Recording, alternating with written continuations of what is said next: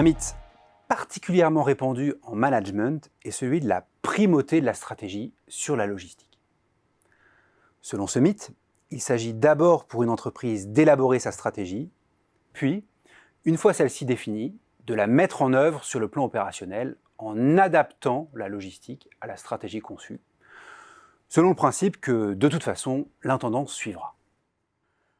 On peut, en théorie, adhérer à un tel mythe, mais dans la réalité, les stratégies conçues de cette manière ont toutes les chances de se fracasser au mur du réel. Car au fond, c'est bien souvent l'inverse qui se passe, et la logistique qui tend à dicter sa loi à la stratégie. La crise du Covid-19 l'illustre ainsi à merveille. Au mois de mars 2020, lorsque nous n'avions plus de stock de masques, que nos laboratoires n'étaient capables que de quelques milliers de tests par semaine, que nos hôpitaux ne disposaient que de 5000 lits de réanimation, la seule stratégie qu'a pu suivre le gouvernement français pour éviter l'engorgement de nos capacités hospitalières a été celle du confinement. Face au rebond épidémique d'août 2020, parce que nous avions désormais des masques, étions en capacité de réaliser près d'1 million de tests par semaine, disposions de plus de 15 000 lits de réanimation, le gouvernement a pu changer de stratégie et chercher à endiguer l'épidémie, comme l'a fait dès l'origine la Corée du Sud, à travers le port généralisé du masque et le recours à des tests massifs. Faut-il alors que les logisticiens prennent la place des stratèges? Clairement non, ce n'est pas leur rôle. L'enjeu est plutôt que les acteurs en charge de la stratégie intègrent très en amont, dès sa conception, la logistique. Cela passe, par exemple, par l'inclusion dans les comités directeurs des entreprises du directeur logistique ou supply chain, capable de faire état des multiples contraintes opérationnelles logistiques qui entourent l'action stratégique.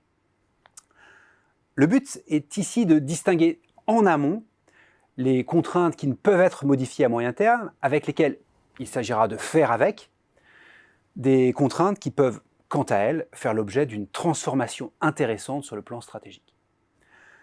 Dit autrement, le bon stratège, c'est celui qui sera capable de penser une stratégie qui fera avec les contraintes logistiques qui caractérisent toute situation, tout en recherchant des moyens de se libérer d'une partie d'entre elles pour créer des stratégies novatrices et difficilement reproductibles.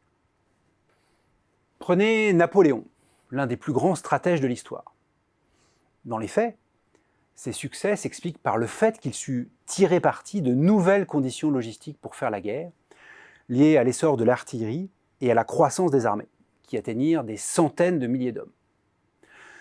Napoléon explosa en effet en divisions sa grande armée, chacune pouvant alors vivre sur le pays où elle stationnait, et dota par ailleurs celle-ci d'une artillerie légère. N'étant contrainte ni par la lourdeur de l'artillerie, ni par le besoin d'avoir des stocks de fourrage ou de nourriture pour les chevaux et les hommes, ces divisions étaient bien plus mobiles qu'une armée. Tout l'art napoléonien de faire la guerre consistait ainsi à diviser géographiquement sa grande armée, puis, grâce à la vitesse de déplacement de ces divisions, à les faire converger sur le lieu de bataille pour être en supériorité face à un ennemi plus lent. On conclura, cependant, que même s'il était préoccupé par la logistique et convaincu qu'une armée marche sur son estomac, Napoléon vécut avec la campagne de Russie une Bérésina logistique. Cela nous montre toute la complexité d'intégrer les aspects logistiques. Car l'oubli d'un détail auquel l'on n'a pas pensé peut conduire à une faillite. Songez par exemple à une armée qui en viendrait à manquer de boutons de pantalon pour ses soldats. Comment pourrait-elle faire la guerre? Ou à un État qui oublierait de renouveler son stock de masques. Comment pourrait-il lutter contre une pandémie? Bref, si vous ne voulez pas vous retrouver nu comme le roi, lorsque vous concevez vos stratégies, partez des contraintes logistiques.